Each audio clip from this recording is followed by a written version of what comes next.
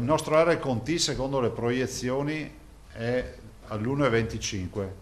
C'è un timido calo, però siamo ancora con un parametro tale per cui si confermano, diciamo, le valutazioni fatte fino ad oggi. Insomma, nessun cambiamento di fascia per quanto riguarda il Veneto, visti i dati da zona rossa, notizia che non sorprende dato l'aumento dei casi negli ultimi giorni. Un altro parametro ci tiene saldamente in zona a rischio. È un campanello d'allarme, un warning, è rappresentato dall'incidenza, perché comunque 245 positivi su 100.000 abitanti, che sono esattamente quelli che noi rintracciamo con lo screening, non sappiamo esattamente quale sia il livello di circolazione del virus in questo momento in Veneto.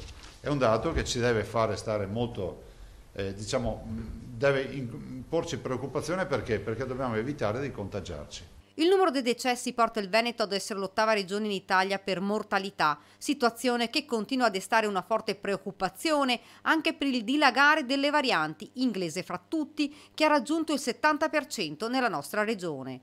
Quella che ci aspetta sarà una Pasqua blindata sulla possibilità di firmare un'ordinanza per vietare gli spostamenti nelle seconde case. Zaia è chiaro. Stiamo assolutamente valutando questo aspetto, però lo valutiamo soppesandolo 20.000 volte, perché per noi sono sacri i nostri ospiti. Il turismo per noi è importante, sarà una decisione da soppesare molto bene, conclude Zaia. Sulle vaccinazioni AstraZeneca ormai tutto è deciso, si riparte nelle varie ULSS in queste e nelle prossime ore. Sulla tipologia del vaccino da scegliere il Presidente conclude. La vaccinazione verrà applicata in base all'anamnesi che verrà fatta, nel senso che se una persona è titolata a fare un determinato vaccino lo farà oppure no.